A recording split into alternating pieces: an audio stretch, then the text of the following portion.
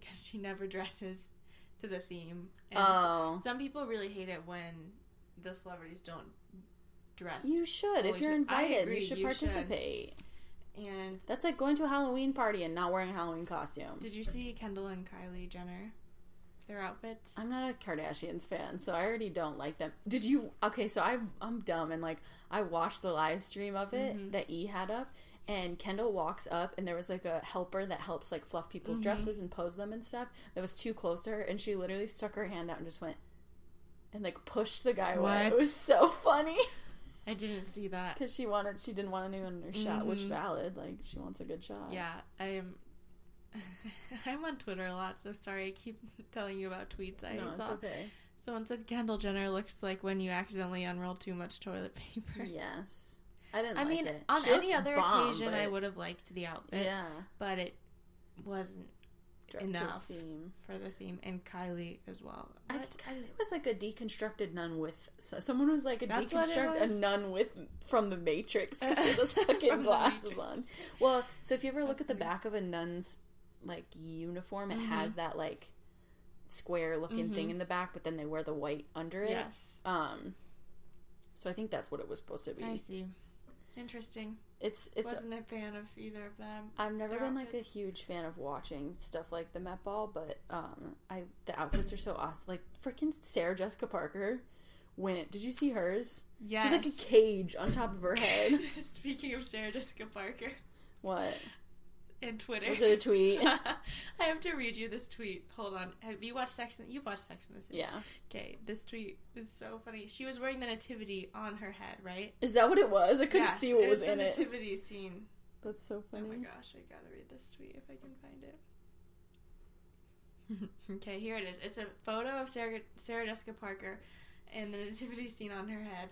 And it says, "As I carried the nativity scene on my head, I couldn't help but wonder, if an unborn baby can find 3 wise men in Bethlehem, how hard could it be for me to meet just one in Manhattan?"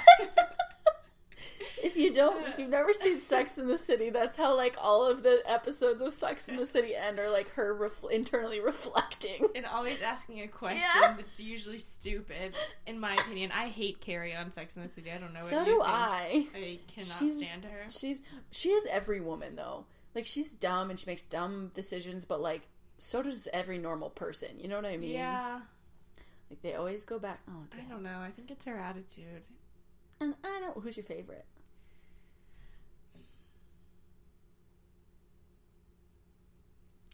I don't love any of them, but I would probably Miranda. I think Miranda's too bitter. I think if I combined Samantha and Miranda, that would be like my favorite. I would have to combine Miranda and Charlotte. Yeah, then. I figured. Yeah. Charlotte's just like too annoying for me. I love watching Samantha. She's very entertaining. Yeah. I wish I had a little bit more Samantha in me, but I'm not that wild. Did you watch all the seasons? Yeah, I watched all the seasons. I haven't watched either of the movies. I need to. They're not great. The first one's okay. The second one sucks. Okay. I think they wanted to make a third and one of them didn't. Did you know that? I can't remember her name. Kim. Cynthia Nixon, I think, is her name, the one that plays Miranda. She's running for public office. Yes. That's wild. That's just going to give... Governor of New York, right? Was it governor? I think so. That's just going to give fuel to the flame to all the people that say, like, celebrities Cynthia Nixon for governor. Shouldn't be, like, have public political opinions. I don't know. Maybe. I don't know. I think it's great. I don't think she'll win, but I think it's great. Okay. Well, what do we got for our fact today? What do we want to do? My cynical ass wants to look up the divorce rate. Oh, I think it's like 50%. Still? For first marriages. Look it up. That's an interesting fact. United States. In the U.S. or the world? U.S.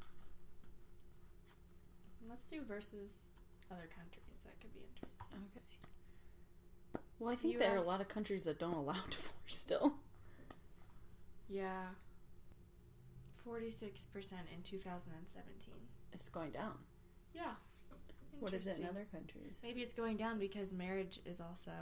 Oh. There are less people getting married. That's true. What is it? So in Mexico in 2014, the divorce rate was between 10 and 19%. A lot lower. if you were giving yourself marriage advice, like, if you stepped away from your relationship and your marriage, what would you tell yourself? That sounds really stupid, but you know what I mean. Yeah. Like, you know how people give, like, advice, relationship advice? Yes. Whatever, you know, that's a thing. Yeah. Never go to bed angry. I'm not good at that. I'll just if be I'm honest. pissed, I'm gonna be pissed. Yeah, I need some time. Probably, I think I just would tell myself, and I already know I need to work on this, is to try harder to make every interaction a positive one, because they, like psychologists say, in relationships you're supposed to have 5 positive interactions to every 1 negative.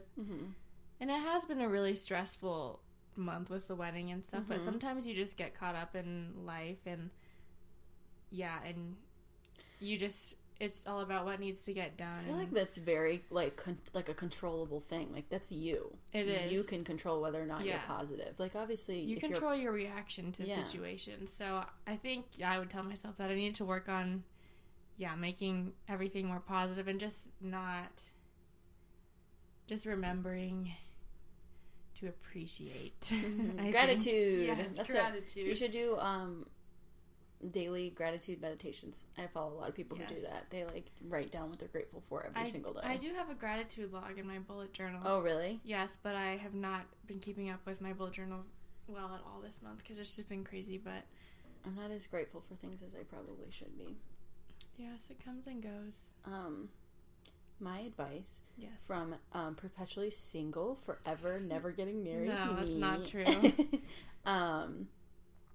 Is not like good advice, because you guys already do it, but I really think it's important in like long-term relationships, especially if you're getting married, to like this sounds so cheesy, stay true to yourself. Yes. Like, be an individual, which you and Colin do such a good job at. Thank you. I have to say, like, especially considering the fact that you guys essentially grew up together. You're like still individuals, and you still have like your own self and your own life. Yes.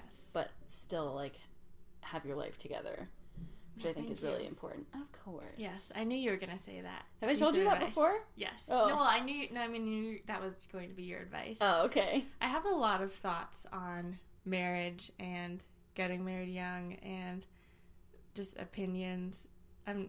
We're not going to say them right now. I want to talk about them sometime. Negative or positive? You're getting married young. I know, but it depends on your situation. Yes, absolutely. So, also, I think I have a unique perspective, because I'm kind of very cynical when it comes to romance and love.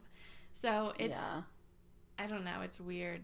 It's ironic. It is ironic. I hate romance books Maybe and movies. your relationship is just like an exception. You just have like a general opinion about. I think so. And and I definitely don't think that everyone should be getting married at 21. Yeah.